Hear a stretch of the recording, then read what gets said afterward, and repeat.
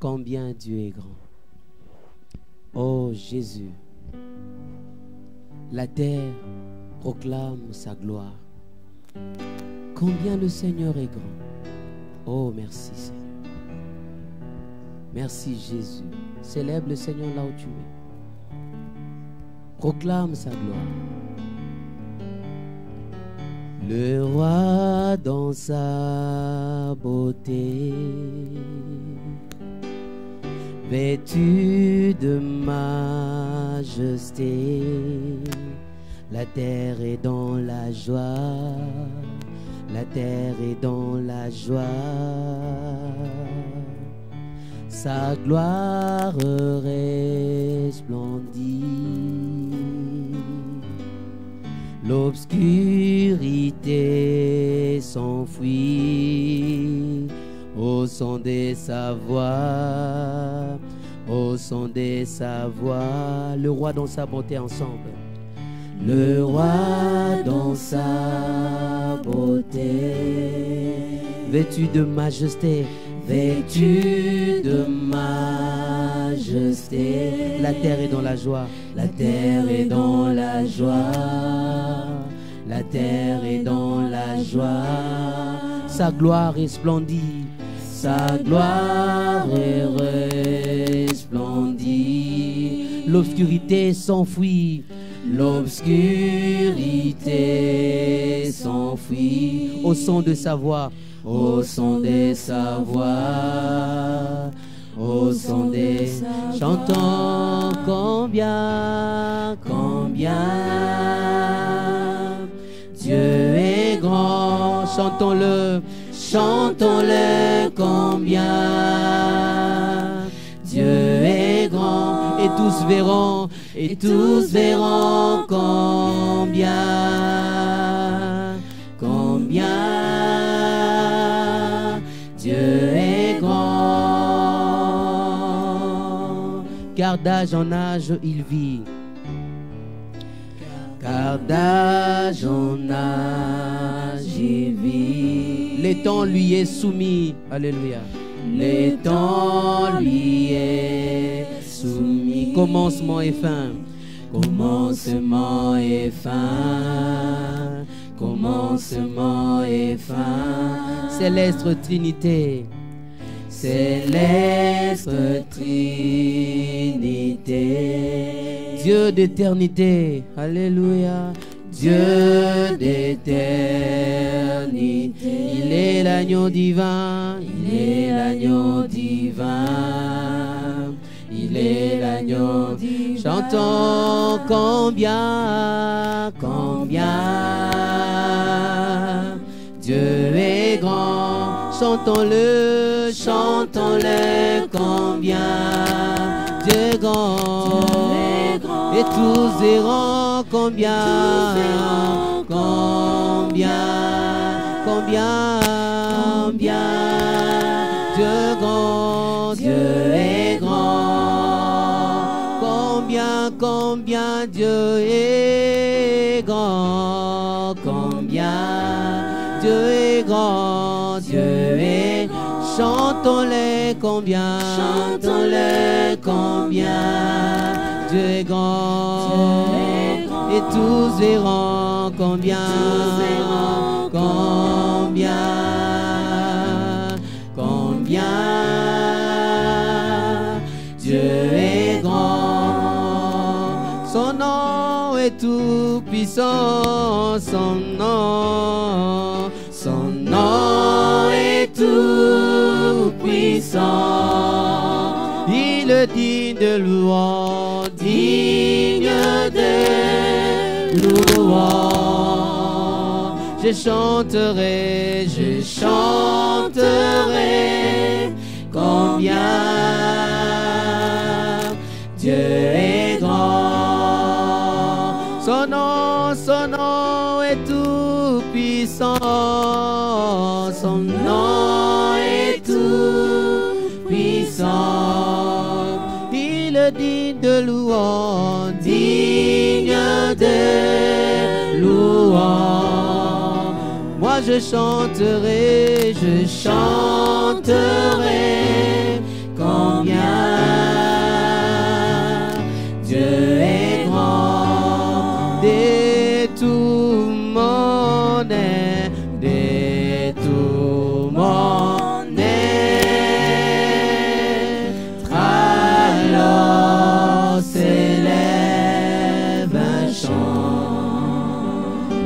Tout-Puissant, Dieu Tout-Puissant, que tu es grand, que tu es grand, de tout mon être, de tout mon être, alors s'élève un chant. Dieu Tout-Puissant, Dieu Tout-Puissant, que tu es grand. Zambena Kembo, Zambena Kembo, Zambena Nguya, Tosanjola, Tosanjola, Tosanjola, Tosanjola, Zambena Kembo, Zambena Kembo, Zambena Nguya, Tosanjola, Tosanjola,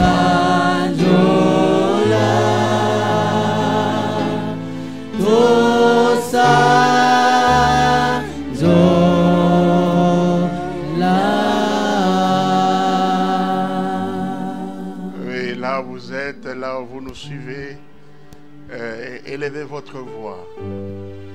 Nous venons de chanter, mais j'aime la louange qui vient du cœur. J'aime laisser le temps au peuple de Dieu de répandre leur cœur devant Dieu. Oui, les chants constituent une louange, une adoration.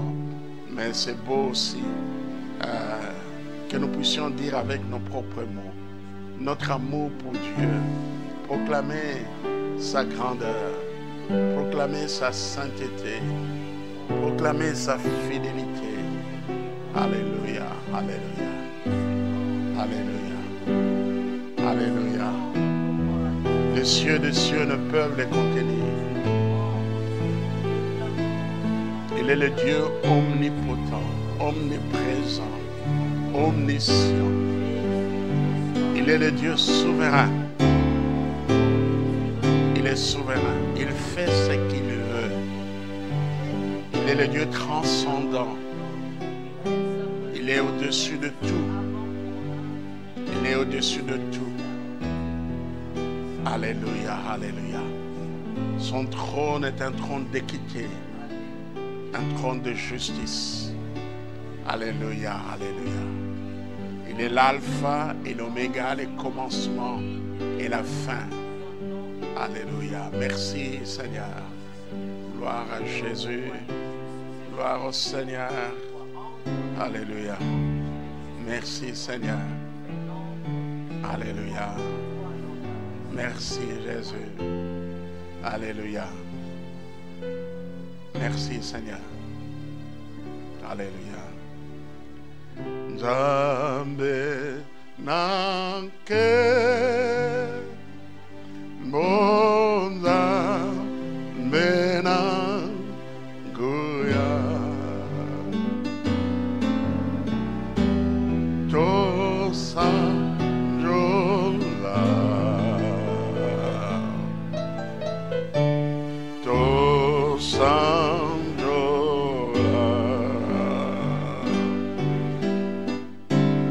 Jamais nanke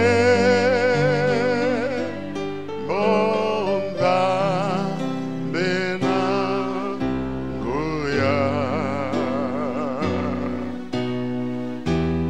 tosa jola tosa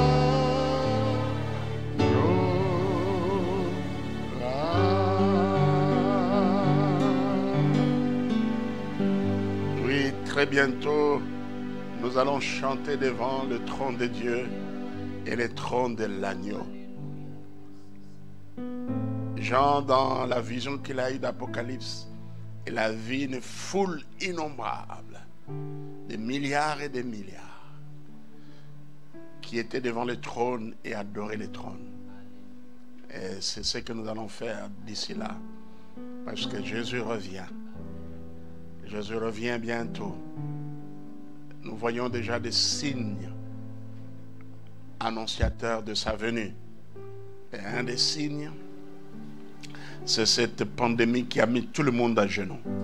Cette pandémie qui a mis les puissances occidentales, les pays dits développés à genoux. C'est pour dire qu'il y a un Dieu qui règne, qui domine toutes choses. Alléluia. Vous savez, Dieu permet parfois de certaines choses pour que les gens s'arrêtent et réfléchissent, afin qu'ils puissent réaliser que ce monde n'est pas le fruit du hasard. L'univers n'est pas le fruit du hasard, ni le fruit de l'évolution, mais un auteur, je dirais mieux un créateur. Et c'est notre Dieu. C'est Elohim, le Dieu de la création. C'est Jéhovah, celui qui suit. Gloire soit rendue à Dieu. Voilà, nous vous souhaitons encore une fois la bienvenue à notre culte. Vous qui nous suivez sur Facebook, vous qui nous suivez sur YouTube ou sur notre site web, vous êtes la bienvenue. Le bienvenu, vous êtes tous les bienvenus.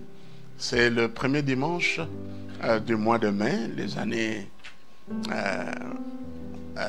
les jours passent vite. Et c'est pas quelle est votre impression, mais pour moi, les jours passent vite parce que j'ai beaucoup à faire. J'ai besoin du temps. Mais nous n'avons que 24 heures. Ce ne sont que des impressions. Lorsqu'on n'a rien à faire, on va trouver que les jours s'éternisent. Mais lorsqu'on a beaucoup à faire, lorsqu'on a des objectifs qu'on veut atteindre et qu'on a besoin du temps, on a l'impression que ce temps nous échappe. Mais nous avons tous 24 heures. Que Dieu soit loué. Amen. Eh bien, en ce dimanche matin, nous voulons revenir à notre thème. Le thème « Marcher avec Dieu ». C'est cette prédication en série que j'ai commencé, mais j'ai dû interrompre juste lorsqu'il y a eu cette pandémie et lorsque le gouvernement congolais a pris la décision qu'on ferme les lieux de culte. Alors, je me suis... Dieu m'a donné la parole en rapport avec l'actualité, la crise sanitaire qui secoue le monde. Je crois durant 4 dimanches de suite, j'ai prêché sur le Dieu qui délivre de la peste et de ses ravages. Enseignement basé sur le psaume 91 ou 91. Et c'est le psaume qui nous parle de la sécurité du croyant, qui est entre les mains de Dieu. Voilà, je soutiens cela et je défends cette vérité. Ceux qui sont en Jésus-Christ sont en sécurité. Il y a beaucoup de fausses doctrines aujourd'hui qui sont prêchées et qui veulent faire croire aux croyants, malgré qu'ils ont accepté Jésus-Christ, il y a encore des choses à renverser, il y a encore des hôtels à détruire, et c'est quelque chose qui ne se termine pas. Jésus nous a sauvés.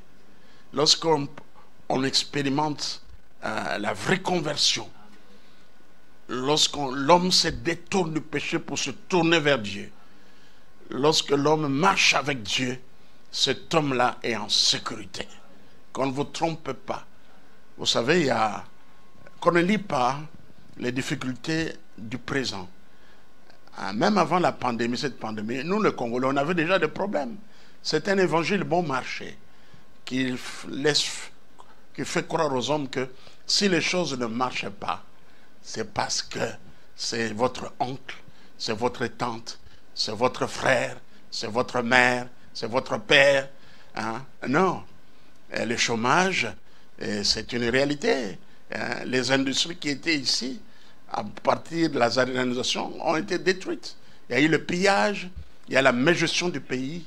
Eh bien, tout s'écroule, l'économie du pays s'écroule. Où trouverez-vous du travail? Mais Dieu, dans sa grâce, donne quand même du travail à ses enfants. Alléluia. Donc, vous qui avez donné votre vie à Jésus-Christ, vous êtes en sécurité. Devant les ennemis visibles et face aux ennemis invisibles, vous êtes en sécurité. Merci Seigneur. Votre vie est cachée avec Christ auprès de Dieu. Merci Seigneur. Et nous avons même l'autorité de marcher sur les lions et sur l'aspic et sur la puissance de l'ennemi. Alors retenez bien ces choses-là, qu'on ne vous trompe pas.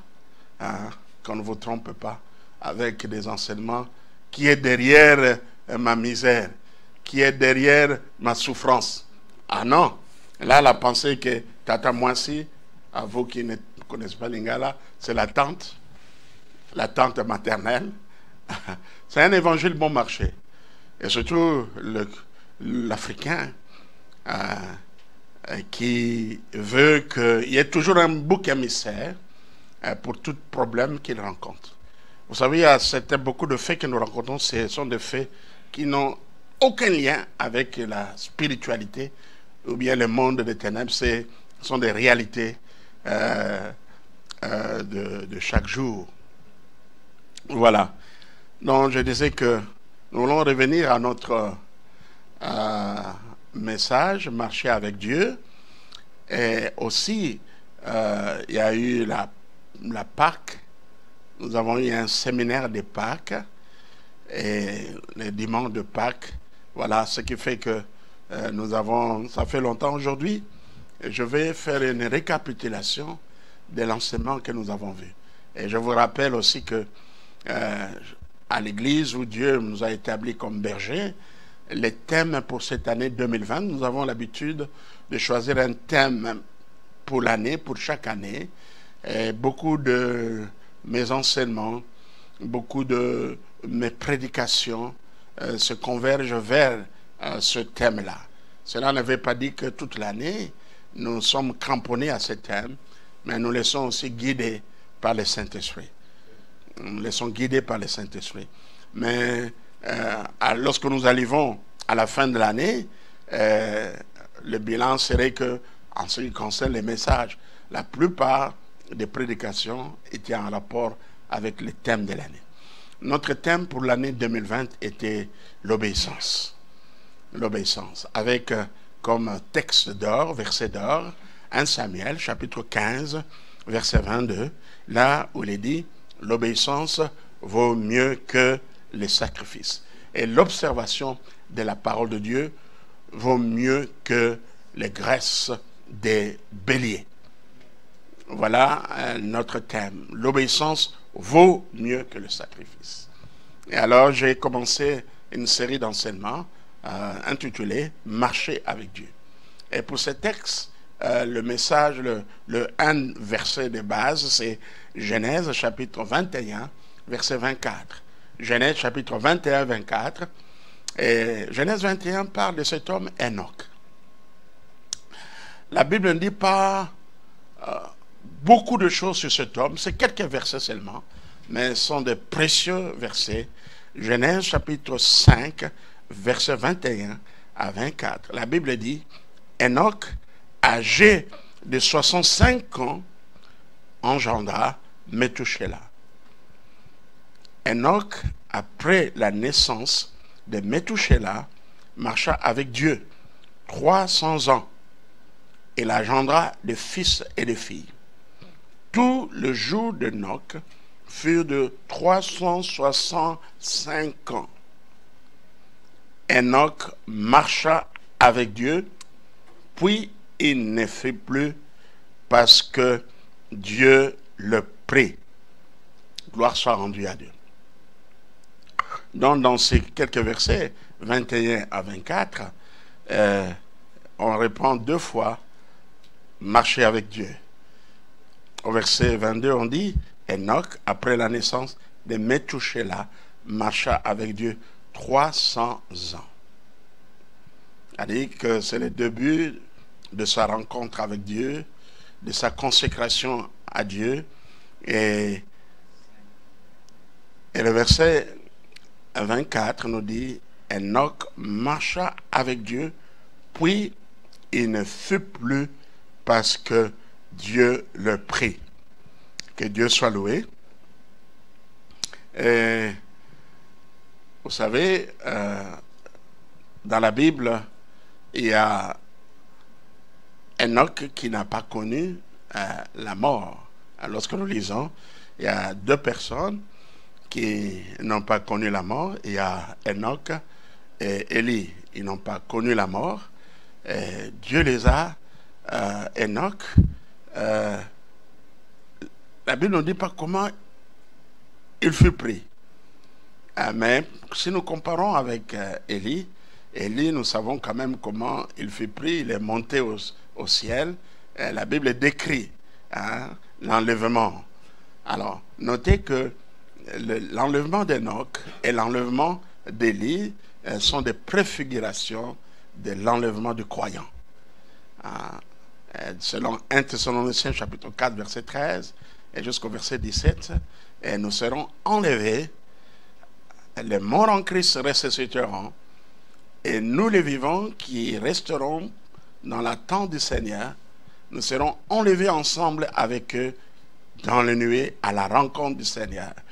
Donc, il y a eu déjà 3 enlèvements. L'autre enlèvement, c'est l'enlèvement de Jésus-Christ. Ce sont des préfigurations de l'enlèvement. Donc, nous avons parlé de cet homme et marché avec Dieu. Et nous avons eu l'occasion de vous dire 2 objectifs prioritaires du chrétien ou dans la vie chrétienne. Et ces 2 objectifs viennent de ces 2 versets, les psaumes 143, verset 10, qui dit « Enseigne-moi à faire ta volonté, car tu es mon Dieu, que ton bon esprit me conduise sur la voie droite. Enseigne-moi à faire ta volonté. » Belle prière. Seigneur, apprends-moi à faire ta volonté. Et Ephésiens chapitre 5, verset 8, et le verset 10e, et qui dit, marchez comme des enfants de lumière, éprouvant ce qui est agréable à Dieu. Donc, de ces 2 versets, nous avons 2 objectifs prioritaires du chrétien. D'abord, connaître Dieu et ce qui plaît à Dieu. Ce qui plaît à Dieu. Et puis 2, vivre d'une manière agréable à Dieu. Vivre d'une manière agréable à Dieu. Et voilà. Nous avons, dans notre premier point, parlé un peu d'Enoch. Un peu de cet homme qui fut Enoch. Et puis, dans notre deuxième point, nous avons essayé d'éclaircir l'expression « marcher avec Dieu ». Nous avons dit que le verbe « marcher » suggère des rapports constants et progressifs entre 2 personnes, et non une relation ponctuelle et superficielle. C'est des rapports constants et progressifs. Ce n'est pas une relation ponctuelle et superficielle. Et le marcher avec Dieu, nous avons dit, est l'affaire de toute la vie. Et l'affaire de toute la vie, non quelque chose d'1 heure ou de 2 heures. Et marcher avec Dieu, nous devons marcher avec Dieu comme on marche avec un ami. Et dans l'idée de marcher, dans le terme marcher, il y a l'idée de l'activité. Et dans le mot avec Dieu, nous avons la pensée de la communion intime. la pensée, la communion intime. Marcher avec Dieu. Donc nous avons l'activité et nous avons aussi la communion intime avec Dieu. Nous avons dit que marcher avec Dieu, c'est les placer devant nous pour que nous puissions agir en permanence sous son regard. Placer Dieu avant nous, parce qu'en fait, nous suivons Dieu. Nous ne précédons pas Dieu, mais nous suivons Dieu. Et c'est aborder chaque journée avec les désirs, notez bien, c'est aborder chaque journée avec les désirs de vivre réellement avec lui.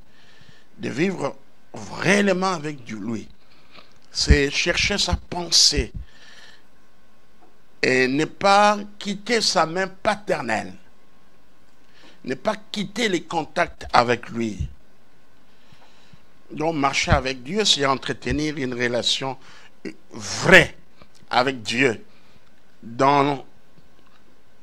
en tout temps, en toutes circonstances, dans notre relation de chaque jour, dans notre relation quotidienne. Et notre troisième point, je suis en train de faire une étude, une récapitulation, parce que la mémoire est ce qu'elle est. Parfois, l'homme oublie. Et il y a beaucoup qui nous suivent aussi pour la première fois. Et notre troisième point, c'était les conditions pour marcher avec Dieu. Et un texte que nous avons pris ici, c'est Amos chapitre 3, verset 3. Ce texte nous dit: « Deux hommes marchent-ils ensemble sans en être convenus ?» Deux hommes marchent-ils ensemble sans en être convenus? Alors, parmi les conditions, il y a d'abord se réconcilier avec Dieu. Vous savez, le péché a séparé l'homme avec Dieu. Le péché a créé l'inimitié entre l'homme et Dieu. Mais Jésus-Christ est mort à la croix pour cela. Et Jésus-Christ, il est le pont, permettez-moi cette expression, le pont qui relie l'homme à Dieu. Donc, il est le médiateur. Voilà pourquoi la Bible dit, il n'y a aucun autre nom qui a été donné parmi les hommes pour qu'il soit sauvé, si ce n'est le nom de Jésus-Christ. Donc, il y a la réconciliation. Le mot réconciliation est un mot qui a une grande importance, une grande signification spirituelle. La Bible nous dit que nous sommes réconciliés avec Dieu. Romains chapitre 5, verset 10 à 11 dit: « Car si lorsque nous étions ennemis, nous avons été réconciliés avec Dieu par la mort de son Fils, à plus forte raison, étant réconciliés, serons-nous sauvés par sa vie. Et non seulement cela, mais encore nous glorifions en Dieu par Jésus-Christ, par qui maintenant nous avons obtenu la réconciliation. » C'est bien, il y a la réconciliation. Donc, il n'y a plus inimitié, il y a réconciliation, il y a l'amitié, donc l'amitié vraie. Il n'y a plus inimitié, mais il y a maintenant communion. Nous pouvons échanger, nous pouvons rester ensemble. Et la deuxième condition pour marcher avec Dieu, c'est la consécration. La consécration. L'homme doit se donner entièrement, totalement au Seigneur. Jésus nous dit dans Matthieu 6, verset 24, « Alors Jésus dit à ses disciples, si quelqu'un veut venir après moi, qu'il renonce à lui-même, qu'il se charge de sa croix et qu'il me suive. Car celui qui voudra sauver sa vie la perdra. Mais celui qui la perdra à cause de moi la trouvera. » Et dans Romains chapitre 12, verset 1er au verset 2e, l'apôtre Paul dit: « Je vous exhorte donc, frères, par les compassions de Dieu, à offrir vos corps comme un sacrifice vivant, saint, agréable à Dieu, ce qui sera de votre part un culte raisonnable. Nous sommes dans Romains chapitre 12. Laisse-moi dire un mot sur ce chapitre. Vous savez, dans Romains, ou sur ces livres de Romains, pour plusieurs commentateurs de la Bible, l'Épître aux Romains, c'est le plus grand livre de la Bible. Ce n'est pas pour minimiser les autres livres de la Bible, mais à cause de sa haute richesse spirituelle, théologique, et je dirais même doctrinale. Parce qu'il y a beaucoup, la doctrine du salut est exposée dans l'épître de Paul aux Romains. Et cet épître parle de la justification par la foi. Les chrétiens justifiés par la foi. Les 8 premiers chapitres de cet épître, l'apôtre Paul parle comment Dieu s'est pris pour nous sauver. Et le 8e chapitre, c'est le plus beau chapitre de l'épître aux Romains. L'apôtre parle de la sécurité éternelle des croyants. Il y a donc maintenant, le verset 1er dit, il y a donc maintenant aucune condamnation pour ceux qui sont en Jésus-Christ. Et l'apôtre Paul termine dans l'apothéose, donc au sommet même de la révélation. Nous savons le sommet même de la gloire qui nous séparera de l'amour de Dieu manifesté en Jésus-Christ. Et après vient les chapitres 9, 10 et 11. Ce chapitre parle du salut d'Israël. Et là, l'apôtre Paul nous dit comment Dieu sauvera Israël. Et puis vient le chapitre 12. Donc, certains commentateurs regardent le chapitre 9, 10 et 11. Et c'est beau lorsque vous passez du chapitre 8 au chapitre 12e. Après avoir nous montré la place que nous occupons, ayant accepté Jésus, étant sauvés, la place que nous occupons, et comment rien ne peut nous séparer de l'amour de Dieu. Si Dieu est pour nous, qui sera contre nous? L'apôtre Paul nous dit, maintenant notre part, notre responsabilité, voici ce que Dieu a fait pour vous. Alors notre part, c'est de nous offrir à Dieu comme un sacrifice vivant, saint et agréable. Que le nom du Seigneur soit béni.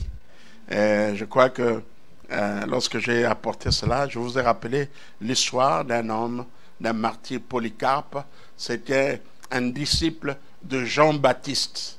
Il était à Patmos avec Jean. C'est un disciple de Jean-Baptiste. Et cet homme fut arrêté. Et cet homme, on lui a demandé de régner Jésus-Christ. Et il avait 96 ans, Polycarpe. On lui a demandé de régner Jésus-Christ. Et à l'époque, là nous sommes au 1er siècle, au 2e siècle, et même les siècles qui ont suivi après, beaucoup de chrétiens étaient persécutés à cause de leur foi. Ils étaient obligés de régner leur foi, de régner Jésus-Christ. Et ceux qui refusaient étaient brûlés, ou soit ils étaient livrés aux bêtes sauvages, aux lions et autres bêtes sauvages. Alors, voici ce que j'ai trouvé sur l'histoire de Polycarpe. Alors le proconsul lui demanda, es-tu Polycarpe? Il dit, oui, je le suis. Alors le proconsul lui dit, aie pitié de tes cheveux blancs, maudis le Christ et tu seras libre. Il a dit, voici sa réponse, il y a 86 ans que je le sers et il m'a fait que du bien. Comment pourrais-je le maudire? Il est mon créateur, mon roi et mon sauveur. Alléluia. Alors le proconsul lui dit, sais-tu que j'ai des lions et des ours tout prêts à te dévorer? Il dit, fais-les venir. Alors, il dit, puisque tu te moques des bêtes féroces, je te ferai brûler. Il dit, je ne crains que le feu qui brûle les impies et ne s'éteint jamais. Fais venir tes bêtes, allume le feu, je suis prêt à tout. Alléluia. Alléluia. Voilà ce vieillard de 96 ans, Polycarpe. Voilà comment il répond à ces gouverneurs romains. Il a refusé de régner Jésus-Christ. Et il fut brûlé. Voilà comment cet homme, Polycarpe, est décédé. Alors, la troisième condition, c'est marcher dans la sanctification. Marcher dans la sanctification. Et la Bible le dit clairement, la sanctification, c'est une mise à part pour Dieu. C'est une séparation avec le péché. Frère, on ne peut pas se dire chrétien et on vit dans le péché. Non, il n'y en a pas. Il n'y en a pas. Le chrétien peut pécher, mais le chrétien ne doit pas vivre dans le péché. Le chrétien ne peut pas vivre dans le péché, demeurer dans le péché. La Bible nous dit dans 1 Timothée chapitre 4, je vais vérifier, 1 Thessaloniciens, je m'excuse. Je vais prendre ma Bible et lire dans 1 Thessaloniciens chapitre 4. Donc on ne peut pas se dire être chrétien et vivre dans le péché, vivre dans l'impudicité, dans l'immoralité, vivre dans le mensonge, dans le vol. Non, non, non. Notre Dieu est saint. 1 Pierre chapitre 1er, versets 15 et 16.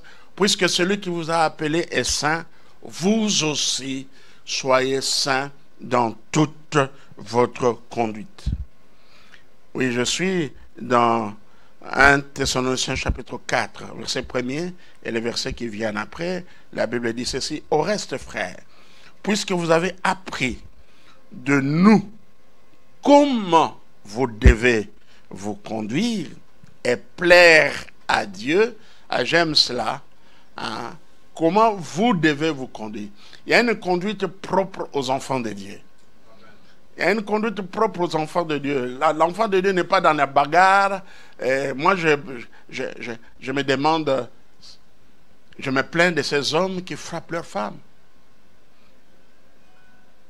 Qui frappent leurs femmes, constamment leurs femmes. Alors, vous ne savez pas qui est cette personne que Dieu a mis à vos côtés. Vous ne savez pas qui est une femme. Une femme, c'est votre vis-à-vis, c'est votre égal. Si Dieu a dit que l'homme est le chef de la femme, c'est par préséance, pour l'autorité, l'ordre. Mais Dieu, nulle part dans la Bible, on demande aux époux de battre leurs épouses. Et je suis très fâché lorsque je reçois des rapports des mamans, voilà, mon bel langa betaranga, comprenez, mon mari me frappe. Il y a même des gens qui frappent leur femme à mort. On peut vous arrêter. Vous savez qu'on peut vous arrêter. La violence faite aux femmes. Aujourd'hui, vous savez, il y a quelque chose... vous savez, en dessous de la pandémie, il y a beaucoup de choses qui se passent, cette pandémie. On a constaté qu'il y a une augmentation de violences faites aux femmes. Mais il y a des gens qui ne peuvent pas rester avec leurs épouses calmement causer. C'est pourquoi je vous appelle chrétien. C'est temps que le diable ne vous distrait pas. Moi, je prie pour que vous puissiez mettre à profit ce temps où vous, papa, vous restez à la maison pour progresser dans la foi. Vous n'arrivez pas à lire la Bible. Prenez, disciplinez-vous. C'est l'occasion pour vous de lire la Bible. Vous n'arrivez pas à prier même pendant 10 minutes. Prenez le temps, l'occasion pour vous d'avancer. Commencez à prier même 30 minutes, même 1 heure de temps. Faites-le avec vos épouses. Passez des beaux moments ensemble avec vos enfants.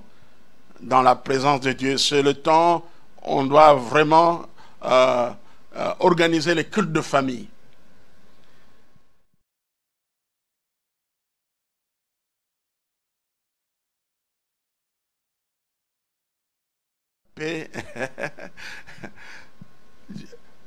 On ne frappe pas, on ne bat pas son épouse. La chécotte n'est pas pour la femme, la chécotte est pour les enfants. Celle que Dieu a mis à vos côtés, c'est votre vis-à-vis. Alléluia. C'est votre aide. Je reprends, je suis en train de lire 1 Thessaloniciens chapitre 4.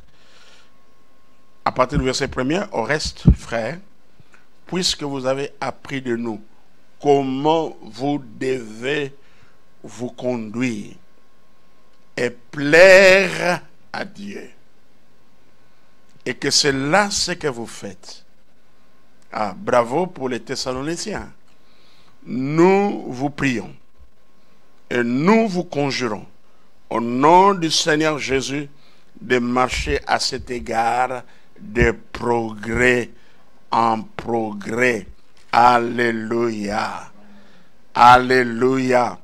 Et la Bible dit, il continue, vous savez en effet quel précepte nous avons donné de la part du Seigneur Jésus. Il les rappelle ces préceptes. Verset 3, ce que Dieu veut, c'est votre sanctification. C'est que vous vous absteniez de l'impudicité. C'est que chacun de vous sache posséder son corps dans la sainteté et l'honnêteté, sans vous livrer à une convoitise passionnée comme font les autres qui ne connaissent pas Dieu. C'est que personne n'use envers son frère de fraude et de cupidité dans les affaires, parce que le Seigneur tire vengeance de toutes ces choses, comme nous l'avons déjà dit et attesté. Car Dieu ne nous a pas appelés à l'impureté, mais à la sanctification. C'est donc celui donc qui rejette ces préceptes ne rejette pas un homme, mais Dieu qui vous a aussi donné son Saint-Esprit. Donc si là vous allez vous dire, ah, ce pasteur, qu'est-ce qu'il dit là? Vous ne me rejetez pas, mais vous rejetez celui qui vous a créé. Et qui êtes-vous? Est-ce que une personne créée, quelque chose qu'on a créé, pas, vous n'êtes pas une chose? Est-ce qu'on peut s'élever contre celui qui vous a créé? Sanctifiez-vous. Vous savez, Paul commence avec le sexe. Hein? Le sexe pose beaucoup de problèmes aux chrétiens. Combien de chrétiens sont encore esclaves du sexe? Combien de jeunes chrétiens se livrent à la masturbation? Combien de jeunes chrétiens se livrent à la fornication, c'est-à-dire des relations sexuelles avant le mariage? Combien des hommes mariés sont impudiques, sont adultères, mais confessant Jésus-Christ? C'est pourquoi je dis toujours ce que Billy Graham a dit, celui qui a remporté le combat du sexe a remporté le combat de la vie, la guerre de la vie. Hein? Je paraphrasais Billy Graham. Vous savez, Paul, dans la liste des œuvres de la chair, il commence aussi avec les œuvres de la chair liées à la sexualité. C'est un sérieux problème. Celui qui a gagné la bataille du sexe, voilà la pensée exacte, a gagné le combat de la vie. A gagné le combat de la vie. Voilà. Et si l'apôtre Paul dit que notre corps soit conservé pour le Seigneur, et dit aussi, après le corps, il parle de fraude, hein, que personne n'use envers son frère de fraude et de cupidité. Donc le mensonge, la fraude était mensonge ou falsifie, ou de cupidité ou tromper. C'est triste parfois les choses que nous voyons. Nous avons des cas de personnes qui, il cherche, quelqu'un veut l'aider, voilà, moi je suis commerçant, je vais à Dubaï, j'ai des choses que je vends, des vêtements, autres articles, voilà, tu peux vendre et tu peux tirer un bénéfice, mais toi tu prends et tu disparais. Et tu prends, tu vends, tu manges tout, hein? Tu dépenses tout pour dire manger. Et tu ne remets pas à celui qui vous a donné, aidé. Voilà comment on peut dire ce monde est méchant. Je dirais mieux, le cœur de l'homme est mauvais et tortué. Que ces choses soient dites dans le monde païen et non dans l'Église. Et non dans l'Église. Alors, l'autre condition pour marcher avec Dieu, marcher dans la foi. Marcher dans la foi. Hébreux 11, verset 6, on dit, « Or, sans la foi, il est impossible de lui être agréable, car il faut que celui qui s'approche de Dieu croit que Dieu existe et qu'il est le rémunérateur de ceux qui les cherchent. » Eh bien, la foi. Nous sommes sauvés par la foi. La vie chrétienne commence par la foi et se poursuit dans la foi. Se poursuit dans la foi. Vous savez, le contraire de la foi, c'est l'incrédulité. L'incrédulité, comme on va le voir aussi, est un grand obstacle à la marche avec Dieu. La foi, c'est croire Dieu. C'est avoir une confiance totale à ce que Dieu dit. L'incrédulité, ce n'est pas croire Dieu. Ce n'est pas avoir confiance à ce que Dieu dit. Nous avons dans la Bible 2 exemples sur les conséquences de l'incrédulité dans la marche avec Dieu. 2 exemples qui nous enseignent beaucoup de choses sur les conséquences de l'incrédulité dans la marche avec Dieu. Nous pouvons parler de murmure du peuple de Dieu, du peuple d'Israël. Et nous pouvons parler aussi de l'incrédulité des 10 espions que Moïse a envoyés dans la terre promise. La Bible utilise une expression courouade. Courouade. Nous allons lire quelques passages de la Bible. Par exemple, Exode 33, verset 3. Dieu qui dit, allez donc, il s'adresse à Moïse, allez dans ce pays qui déborde de lait et de miel, mais moi, je n'irai pas avec vous. En effet, vous êtes un peuple à la tête dure, et je risquerai de vous détruire en chemin. Un peuple à la tête dure. Et au verset 5, le Seigneur dit à Moïse, dis aux Israélites, toujours Exode 33, vous êtes un peuple à la tête dure. Si je vais avec vous une seule minute, je risquerai de vous détruire. Et maintenant, mettez de côté vos habits de fête. Je verrai ensuite ce que je dois faire. Et dans verset 9, Exode 34, verset 9, puis il dit, Seigneur, puisque tu te montres bon pour moi, je te prie, viens avec nous. Je le sais, ces gens ont la tête dure, mais pardonne nos fautes et nos péchés et considère-nous comme ton peuple. Et la Bible ici, cette version parle de la tête dure. Hein? C'est comme nous, dans notre pays, la RDC, à Lingala, il y a une expression qu'on dit, moi nous avons tout makasi, la tête dure, tout mangongi. Donc c'est ça la tête dure. Quelqu'un qui n'entend pas, qui n'obéit pas. En fait, celui qui n'obéit pas, c'est comme quelqu'un qui n'entend pas. Tu lui donnes les instructions, mais il revient sur la même chose. C'est comme ce que tu as dit n'est pas entré. Puis il est entré d'une oreille et il est sorti de l'autre côté. Alors quand on dit un coup roide ou raide, parfois ça s'écrit raide, c'est-à-dire qui est engourdi ou qui se plie difficilement. Engourdi, qui se plie difficilement. Ou, une autre explication, très droit et sans souplesse. Les autres versions, Tob traduit là on dit cou raide ou roide et dit nuque raide. La Bible de Saint-Mère parle de peuple rebelle. La version second 21 parle de peuple réfracteur. Et la nouvelle Bible second parle de peuple rétif. Voilà. Voilà, enrichez-vous en vocabulaire. Voilà.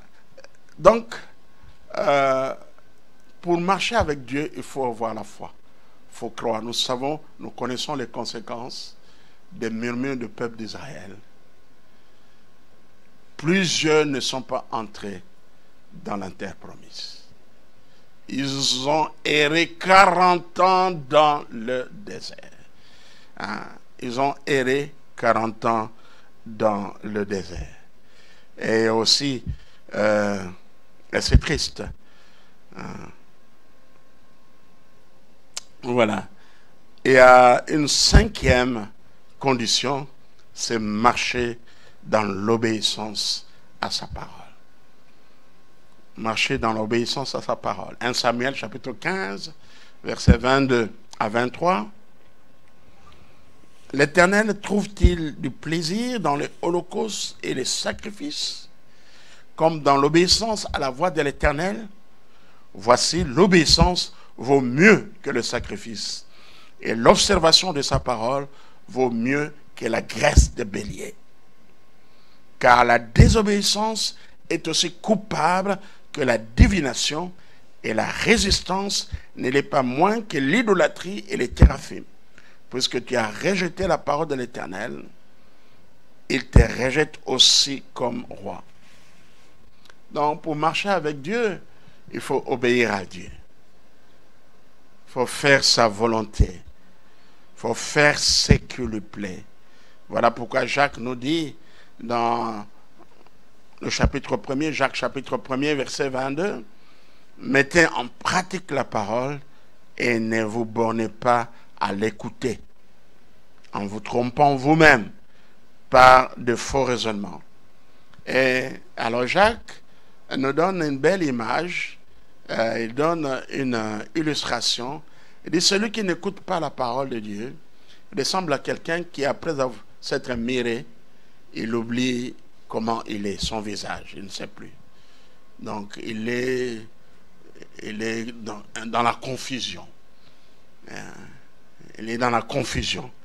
Mais il dit, mais celui qui aura plongé les regards dans la loi parfaite, la loi de la liberté, et qui aura persévéré, n'étant pas un auditeur oublié, mais se mettant à l'œuvre, celui-là sera heureux dans son activité. Alléluia.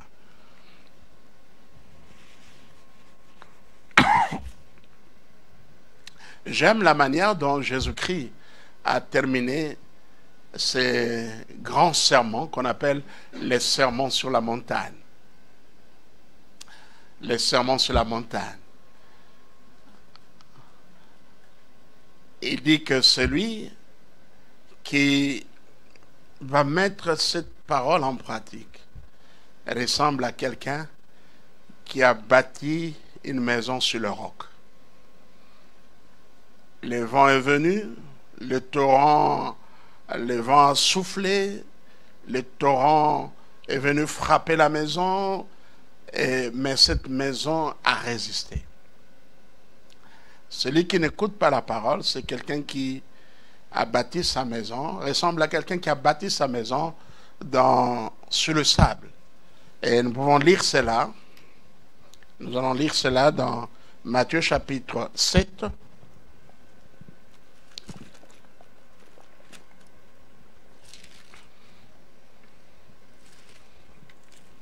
dans une conclusion magistrale de ce sermon, ce grand sermon, sermon sur la montagne. Nous bâtissons notre vie, notre foi chrétienne en obéissant à la parole de Dieu. L'homme, les chrétiens croient en obéissant à la parole de Dieu. Il n'y a pas d'autre secret. On écoute, on met en pratique. Et c'est de cette manière-là que le Saint-Esprit va nous façonner afin que nous puissions grandir. Nous sommes dans Matthieu chapitre 7 et je vais terminer ici. Verset 24. Le verset qui vient après. C'est pourquoi quiconque entend ces paroles que je dis et les met en pratique sera semblable à un homme prudent qui a bâti sa maison sur le roc. La pluie est tombée, les torrents sont venus, le vent a soufflé et se sont jetés contre cette maison. Elle n'est point tombée parce qu'il est fondé sur le roc.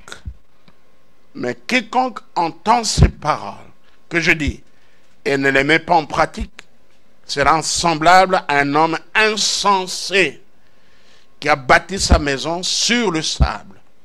La pluie est tombée, les torrents sont venus, les vents ont soufflé et ont bâti cette maison.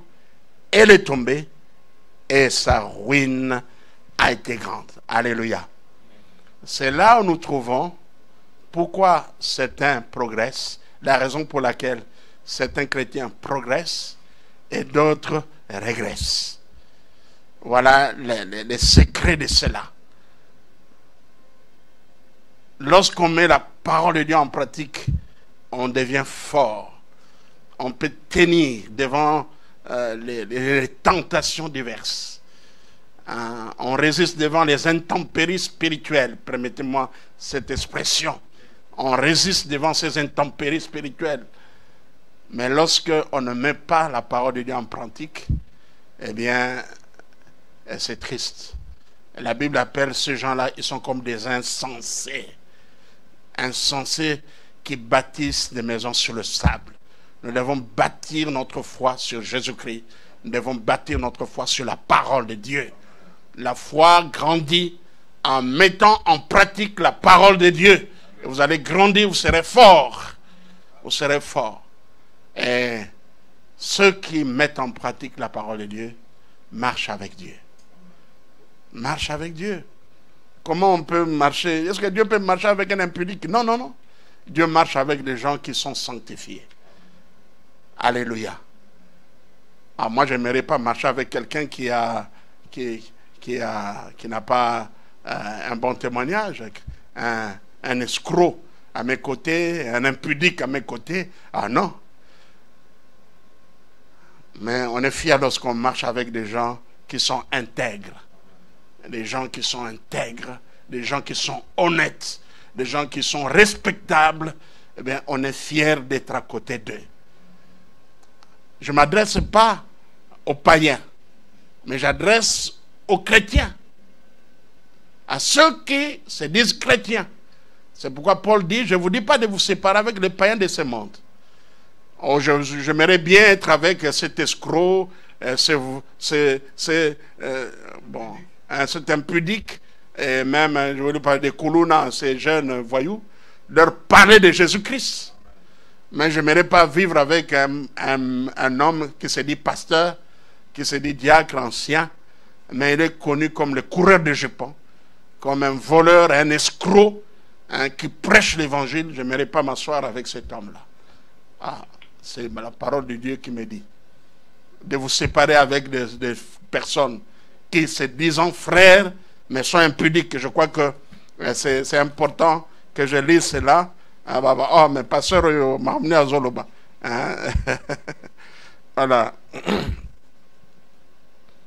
Je suis dans l'épître de Paul aux Corinthiens.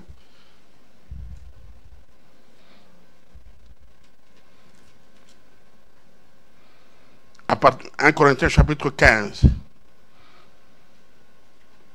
Chapitre 5. 1 Corinthiens chapitre 5 plutôt. Verset 9e. Je m'adresse aux chrétiens. On ne peut pas être chrétien, être impudique, être voleur, être escroc. Non, on n'est pas chrétien. Je veux bien, moi, passer un temps avec un escroc, avec un voleur, un impudique, lui parler de Christ. Mais non quelqu'un qui se dit chrétien. Il est chanteur, il est choriste, il est musicien chrétien, il est pasteur, il est diacre, il est ancien. Mais il est connu comme un impudique, un voleur, un escroc. Paul dit, 1 Corinthiens 5, verset 9, « Je vous ai écrit dans ma lettre de ne pas avoir de relations avec les impudiques, non pas d'une manière absolue avec les impudiques de ce monde, ou avec les cupides ou le ravisseur, ou avec les idolâtres. Autrement, il vous faudrait sortir du monde. Mais ce que je vous ai écrit, c'est de ne pas avoir de relations avec quelqu'un qui, se nommant frère, est impudique, ou cupide, ou idolâtre, ou outrageux, ou ivrogne, ou ravisseur, de ne pas même manger avec un tel homme. » Est-ce qu'on peut dire amen? C'est là pour dire que dans l'église, on ne se conduit pas n'importe comment. Il y a une conduite propre aux enfants de Dieu. C'est beau de marcher avec Dieu. C'est beau de marcher avec Dieu. Nous voulons chanter ce cantique, quel bonheur de marcher avec lui. Et après, nous allons prier. Si ce message vous a touché, vous vous êtes retrouvé, vous dites que vous êtes chrétien, mais vous vivez dans l'immoralité, vous vivez dans la prostitution, vous vivez dans le mensonge, et vous êtes cet homme qui bat son épouse, ou bien vous êtes cette femme qui est infidèle à son mari, et cette femme qui ne respecte pas son mari. Repentez-vous, venez à Jésus-Christ, confessez vos péchés. La Bible nous dit, celui qui cache ses transgressions ne prospère point, mais celui qui les avoue et les délaisse obtient miséricorde. Quel bonheur de marcher avec lui